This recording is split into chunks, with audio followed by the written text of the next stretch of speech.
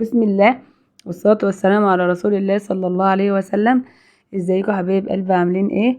يا رب تكونوا بخير وبهنا وبسعادة وبصحة دايما ان شاء الله. بإذن الله هنعمل معاكم الحلوى الرهيبة دي، جميلة جدا جدا جدا جدا وبأبسط الإمكانيات. مكوناتها سهلة وبسيطة وهتبسط أولادك، وشكلها تحفة وطعمها. بصوا انت تحسي ان انت مش بتاكلي المكونات اللي انت هتحطها دي، احنا عاملينها من البسكوت، هتحسي ان انت بتاكلي قطعة جاتوه. تمام، يعني طعمها تحفة تحفة تحفة. يلا اذكري الله، قولي لا اله الا الله، ويلا بينا نبدأ نقول المكونات. عندنا هنا 300 جرام من البسكوت السادة، اي بسكوت عندك بقى. احنا عندنا بسكوت طبعا المدارس مش لاقيين اللي ياكله يعني، فانا عملته بيه. تمام كده، عندك 300 جرام، هو مكتوب على ابوه 40، احسبي بقى. تمام، وعندنا ربع كوبايه زبده، وعندنا 3 معالق من الكاكاو الخام، ومعلقتين من السكر، وكوبايه حليب. هو ده مكوناتنا، مكونات بسيطه جدا جدا جدا، وهتطلع لك حاجه كده عظمه. يلا اذكري الله ونبدا معانا الفيديو. اول حاجه عندنا البسكوت ده، هنفتفته ونكسره فتفتيه باي طريقه تعجبك. عندك المطحنه، عندك الخلاط، عندك الكبه. انا طحنته بالبتاع ديت، بس هي نضيفه، ما بعملش بيها توم ولا اي حاجه، تكون نضيفه كده طحنيه بيها على قد ما تقدري كسريه كده. وعندنا 3 معالق كاكاو خام. تمام، قلبناهم فيه، تقلبوهم فيه كده وتخلطوهم كويس عشان يختلط، ما يبقاش في حته ملونه وحته بيضه. تمام، وممكن تحطي كاكاو محلى بس مش هتحطي المعلقتين السكر. تمام كده، وعندنا ربع كوبايه من الزبده مسيحينها اهيت، هنبتدي نفرك بيها البسكوت كده ونبسه عشان يبقى عامل زي الرمله، وما يبقاش واحنا بنعمله يبقى معجن من جوه. تمام، وممكن تستبدلي الزبده ديت بمعلقتين سمنه بلدي. تمام، بتدي طعم رهيب برضو. المتاح عندك اعمليه، بس بلاش زيت عشان ما يغيرش الطعم معاكم. بعد ما فركناها كده، انا كان عندي السكر مش بودره، فخفت يقرمش في البسكوت، فانا دوبته في شويه حليب من الكوبايه اللي انا عاملاها. عندك سكر بودره، حطي هما معلقتين.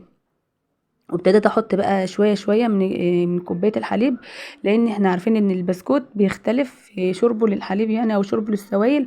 ممكن ياخد منك كوبايه، ممكن ياخد منك اقل، ممكن ياخد زياده عن كوبايه. انت اللي بتتحكمي بقى، ما تحطيش الماده السائله كلها مره واحده. تمام، بحط شويه شويه. انا البسكوت بتاعي 300 جرام خدوا كوبايه الحليب بحالها اهوت، لغايه ما لمت كده واكورها بان هي تعمل كوره كده، هي تمام. عندك بقى ورقه زبده، كيس تلاجة المتاح عندك. اعمل يعني، هنا جبت كيس تلاجة وفتحته زي ما انتوا شايفين كده، واحط فيه بقى البسكوت اللي انا عجناه ده اهوت، وتبتدي بقى تلفيه رول كده وتظبطيه، وما تسيبيش فراغات، تضغطي عليه كده وتلفي تمام كده اهوت. لفي بقى كده بالراحه. تمام، ويعني تلفيه رول وتظبطي بقى، ما يبقاش حته فيه حته رفيعه وحته تخينه، لا ظبطي وبرومي من ناحيتين كده. انا لقيت الحقيقه الكيس مش مظبطه معايا، فجبت ورقه من كراسه الرسم. عندك ورق زبده حطي اهوت، المتاح عندك اعملي، احنا ما بنقفش على حاجه. تمام، يلا حبيبتي صلي على النبي واذكري الله وقولي لا اله الا الله، الا بذكر الله تطمئن القلوب. دايما اذكري الله، صلي على النبي، تكسبي حسنات ان انت بتذكري الله، وتكسبي كمان خدمتك لاولادك ولزوجك. تمام كده، والله يعني بسم الله ما شاء الله، بسم الله، انا ما تخيلتش ان الحاجه الحلوه دي هتطلع بالطعم الجميل ده. انا لفتها من الجنبين كده زي البونبونيه زي ما انتوا شايفين. بعد كده هحطها عندي في التلاجة لمدة ساعتين عشان تتماسك. ولو انت مستعجلة عليها حطها في الفريزر، مش هتاخد منك ساعة او نص ساعة بالكتير هتلاقيها اتجمدت، احنا في الساعة يعني. تمام، انا بقول لكم هنا هنحطها في التلاجة ساعتين عشان تتماسك وتعرفي تقطعها بسهولة. اول زي ما انتوا شايفين يا حبايبي، بعد ما طلعت من الفريزر اتمسكت كده وشكلها كان جميل اهي زي ما انتوا شايفين. هتطلعها بقى كده وتقطعيها بالحجم اللي تحبيه، قطعها شرايح زي ما انتوا شايفين. هنظبط بس الطروف كده، تقطعي الطرف ده والطرف ده وظبطيها وقطعها حلقات. تمام كده اهوت زي ما انت شايفه. شوفوا بصي، انت تحسي ان انت بتقطعي كده حاجه عامله شوكولاته جاتو. انت مش الضيوف او ولادك مش هيصدقوا ان انت عامله الحاجه دي من البسكوت. طعمها خيال كده، بتدوب في البق كده زي الشوكولاته بالظبط. تمام، هتقطعها شرايح وهنزينها لسه كمان بالشوكولاته بس يلا لو وصلت لغايه هنا من الفيديو، حط لايك واعملي اشتراك في القناه وفعلي زر الجرس على كلمه الكل عشان يوصلك كل جديد مني. وتعليق حلو منك بيشجعني ان انا اقوم اعمل حاجات حلوه اكتر واكتر.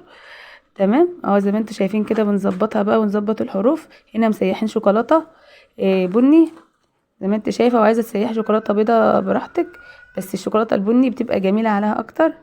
ما بتغطسي كده القطعه فيها زي ما انت شايفه، ما بتعملهاش كلها، نصها بس. تمام كده، وهنعملها كلها كده بالطريقه دي وبالشكل ده. عندك بقى شوكولاته بيضه ممكن تحطي التزيين ده بتاعك، بس الشوكولاته البني كانت جميله عليه، تحسي كده ان انت بتاكلي جاتوه بطعم الشوكولاته. يلا شجعي، ومش هتاخد منك اي وقت خالص خالص. كلنا طبعا متهيألي عندنا البسكوت بتاع المدارس متوفر، او لو هتجيبي باكت من الكبير هتاخدي باكت ونص تقريبا، هما 300 جرام. جميل جميل جدا، ومش هياخد منك اي وقت، وهتفرحي اولادك واسرتك. وممكن تعمليه للضيوف كمان، مش هياخد منك اي وقت خالص. بصي اللي هيدوقه هينبهر. تمام، يلا قولي لا اله الا الله وصلي على النبي واذكري الله، ولا حول ولا قوه الا بالله العلي العظيم.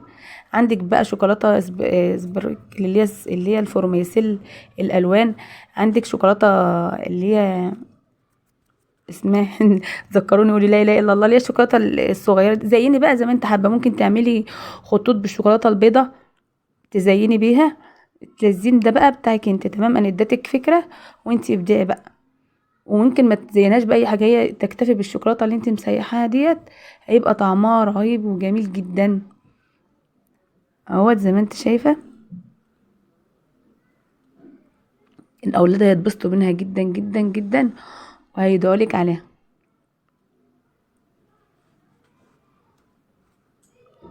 يلا نزلت حطيت لايك ولا لسه؟ انزلي حط لايك بقى.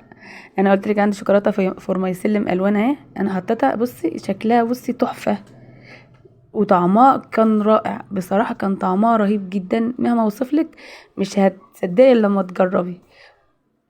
تمام، انا بقى عملت عليها شوكولاته فورمايسيل زي ما انا قلت لك، زينتها بيها، بتدي شكل كده مبهج والاولاد بيفرحوا بها جدا. ممكن تعملها ان شاء الله باذن الله ليله راس السنه، وتفرحي بها اولادك. يا رب اجعلها سنه سعيده علينا وعليكم وعلى اولادكم اجمعين، اللهم امين. يلا قومي ابدعي وورينا شطارتك والصوره اللي هتتكلم عن نفسها. مع السلامه.